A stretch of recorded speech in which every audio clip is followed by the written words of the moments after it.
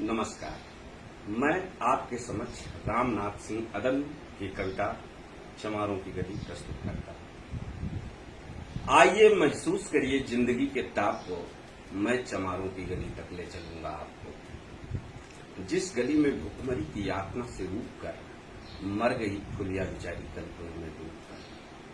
थी सजी सर पर बिनौली कंडियों की टोकरी, सामने से आ रही थी हरखुआ की छोकरी।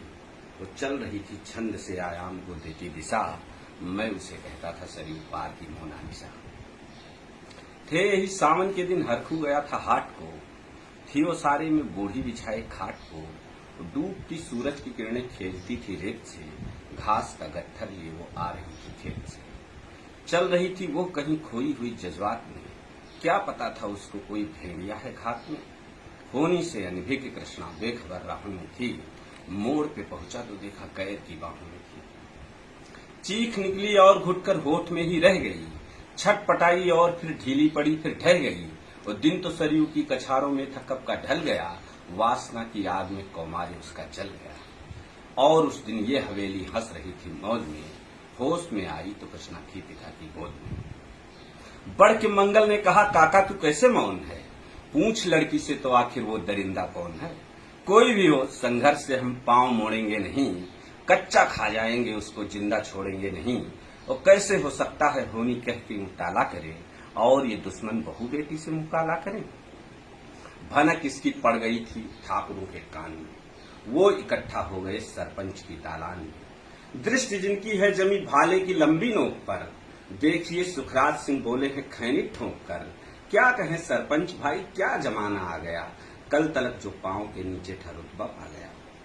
कहती है सरकार आपस में मिलजुल कर रहो, उस सुअर के बच्चों को अब गोरी नहीं हरिजन कहो। ये जो कृष्णा है चमारों के यहाँ, पड़ गया है सीप मोती का गंवारों के यहाँ। वो जैसे बरसाती नदी अल्हड़ नशे में चूर है, हाथ पुट्ठे पे नहीं रखने देती मगरूर है। और है नहीं ससुराल इसको भेजता भी हर हुआ, यदि किसी ने बाह में खींचा तो इसको क्या हुआ। कल तो सरयू पार अपने श्याम से टकरा गई, वो जाने अनजाने में जिंदगी की लज्जत पा गई। तो रात जो तूफान आया वो बड़ा पुरजोर था, भोर होते ही यहाँ का दृश्य ही कुछ और था। सर पे टोपी बेत की लाठी संभाले हाथ में, एक दर्जन थे सिपाही ठाकुरों के साथ में।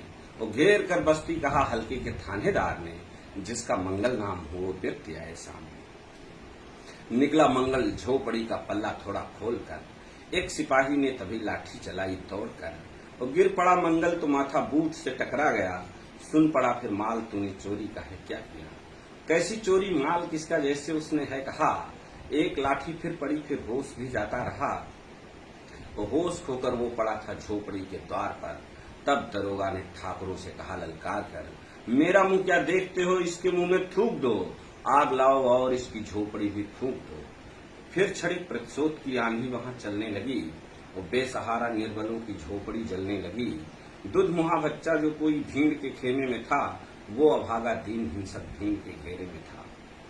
तो झोपड़ी को देख चलता कुछ तो यूं रोने लगे, कुछ तो मन ही मन मगर कुछ जोर से रोने लगे। बोला थानेदार मुर्गे की तरह मत बांध दो, होश में आया नहीं तो लाठियों पे टांग दो। क्या समझते हैं ठाकुरों से उलझना खेल है, ऐसे पाजी का ठिकाना घर नहीं जेल। तो लोग मुझसे पूछा करते हैं अक्सर ये सवाल, कहिए न कैसी है सरयू पार की कृष्णा का हाल। उनकी उत्सुकता पे शहरी नग्नता के ज्वार को, सड़ रहे जनतंत्र के मक्कार पैरोकार को, धर्म संस्कृति और नैतिकता के ठेकेदार को, केंद्र के मंत्रीगणों व राज्य की सरकार को मैं निमंत्रण दे रहा हूँ, आए मेरे गांव में। तट पे नदियों की घनी अमराइयों की छांव में, और है जहां पर आज पांचाली उघारी जा रही, सत्य हिंसा की जहां पर नट उतारी जा रही। तो तरसते हैं कितने मंगल अब लंगोटी के लिए, बेचती है कितनी कृष्णा जिस्म रोटी के लिए, बेचती है कितनी कृष्णा जिस्म रोटी के लिए। नमस्कार।